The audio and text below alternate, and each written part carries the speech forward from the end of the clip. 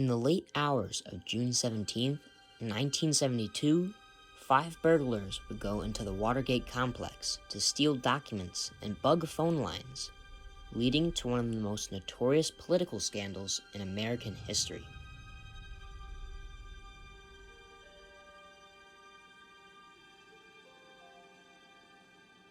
Richard Nixon was the 37th President of the United States, starting his presidency in 1969.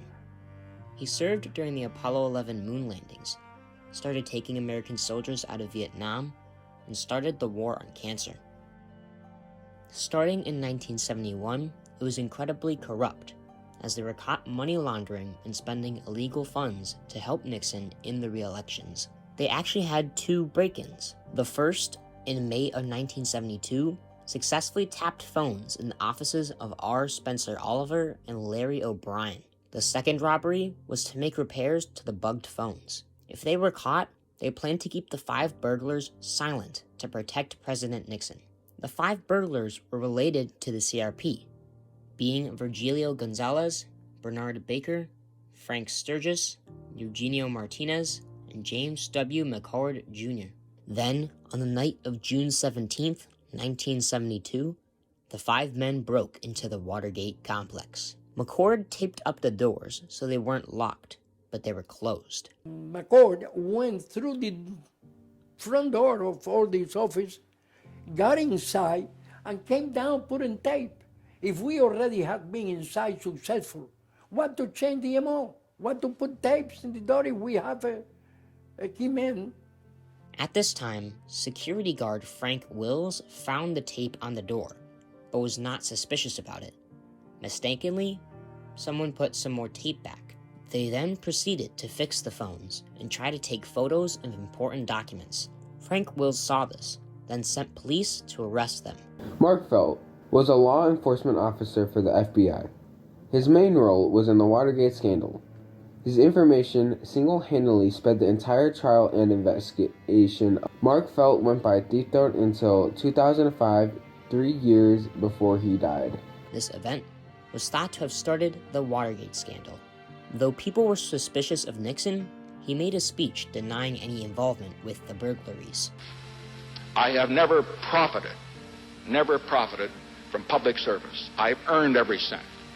And in all of my years of public life, I have never obstructed justice.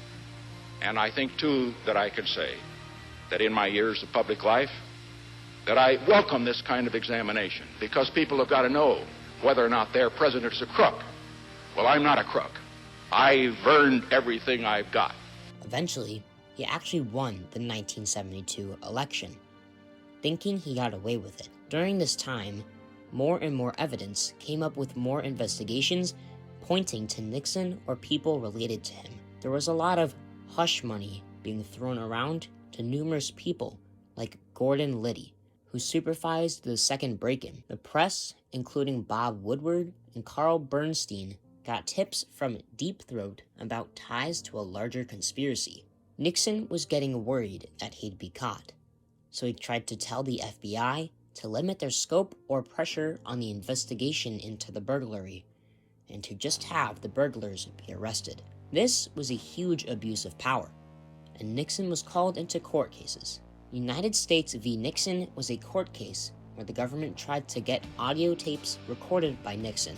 Him trying to hold this information back was illegal, but he tried his best throughout the case. Here is a snippet of one of the tapes. That's fine.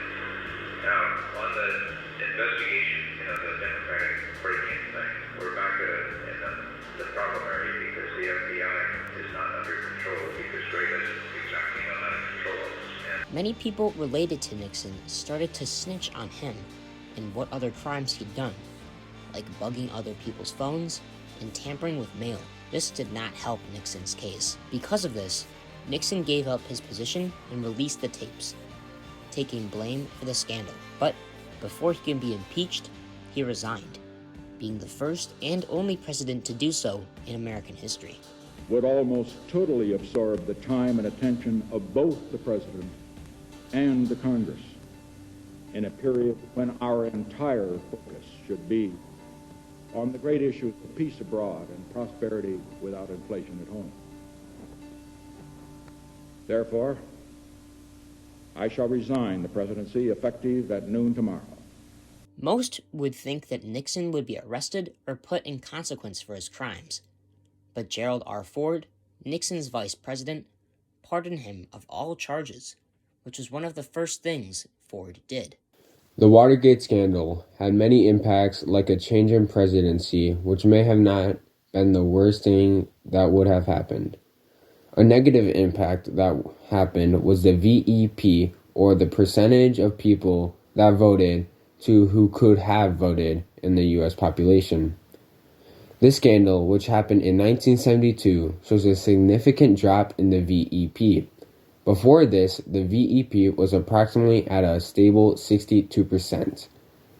During the year 1972 through 1980, we see it drop down to a shocking 55%. For clarification, it hasn't been that low since the late 1940s to early 1950s. Following the 1980s, we see another decline, but after that we see a growth in the VEP. In 2020, we can see we finally passed where we used to be in the early 1970s. So we can see that Watergate scandal had an effect on voting manners for almost 48 years.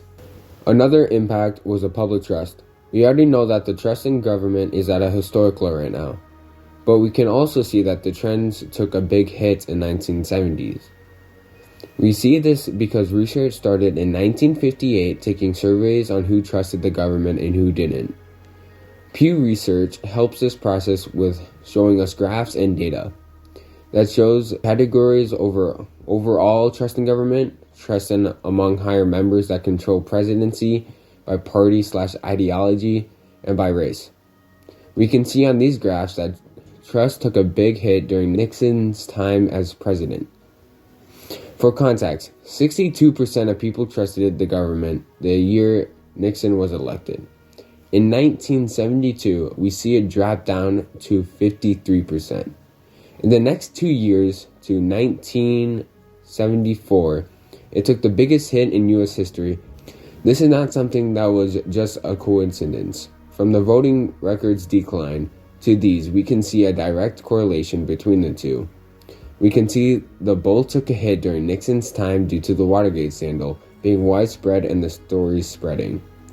This proves that the Watergate scandal affected every American, and we are still struggling to bring the numbers back up ever since the Watergate scandal back in 1972. This scandal has been replayed in many times in the media and in many books, like All of the President's Men, highlighting many things covered in this video. This scandal has shown the amount of power that people in these positions can have, like the president, and it created distaste for the government, and has stained Nixon's legacy ever since. With similar stories arising today, like Donald Trump stealing government documents and keeping them, history will long remember what happened in the Drought of Watergate.